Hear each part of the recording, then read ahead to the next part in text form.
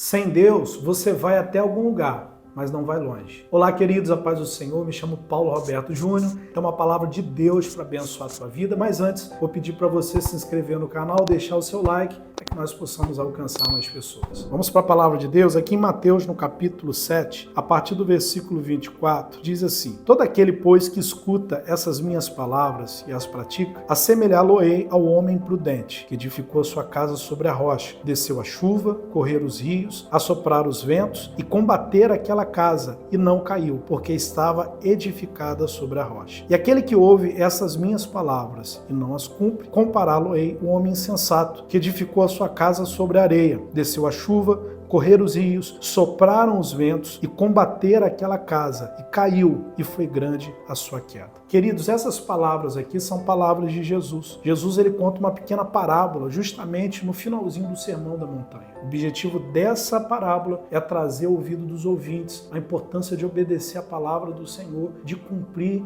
as ordenanças de Deus para viver uma vida firmada em Deus. Aqui nós temos o exemplo de duas pessoas. O interessante é que essas duas pessoas ouviram a mesma palavra, essas duas pessoas tiveram a mesma oportunidade de construir a sua casa, porém, o que traz diferença entre essas duas pessoas é que uma ouviu e cumpriu, a outra apenas ouviu, mas não praticou. E aqui eu gostaria de falar o seguinte: assim como essas duas pessoas que ouviram a palavra de Deus, porém, uma não praticou e a outra praticou, é assim também acontece nos nossos dias. Há muitas pessoas que ouvem a palavra de Deus e colocam em prática. E o resultado é maravilhoso, porque quando nós obedecemos o Senhor, nós somos beneficiados por isso. Porém, há muitas pessoas que ouvem a mesma palavra, mas não praticam. E é justamente pelo fato de não praticar que os malefícios acabam alcançando essa pessoa. Aqui nessa parábola que Jesus ele conta, diz de um homem que construiu a sua casa sobre a rocha. A rocha fala de um lugar seguro e fala também de um homem que construiu a sua casa sobre areia, ou seja, um lugar vulnerável.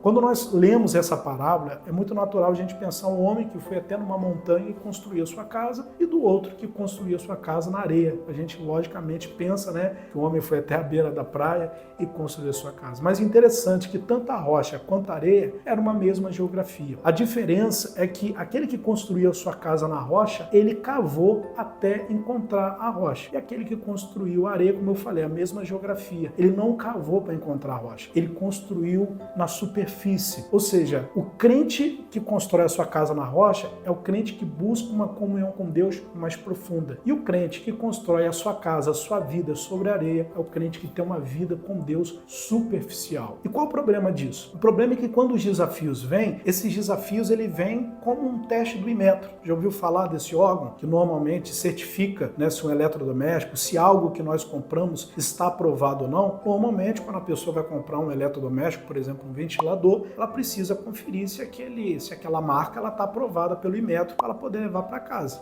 Se ela foi aprovada porque ela passou pelos testes e está adequada ao uso. O mesmo conosco. Nós também passamos pelas provações, não para ser reprovado, mas para ser aprovado. E as tempestades da vida, as dificuldades, muitas vezes servem numa espécie de um teste para ver se nós estamos realmente firmes no Senhor. O interessante é que o homem que ouviu a palavra de Deus e colocou em prática, ele construiu a sua vida, a sua casa na rocha, ou seja, ele cavou, ele buscou mais profundidade para que ele pudesse edificar a sua casa. E o que aconteceu? 4 combates ele enfrentou. E diante daqueles 4 combates, daqueles 4 desafios, a casa dele não caiu, porque ele construiu sobre um lugar sólido, sobre um lugar forte. Diferentemente do homem que construiu na areia, na superfície. Esses 4 combates, esses 4 desafios vieram e ele não permaneceu. Olha o que diz aqui no versículo 26. Aquele que ouve essas minhas palavras e não cumpre, compará-lo-ei um homem insensato que edificou sua casa sobre a areia. Desceu a chuva, correr os rios,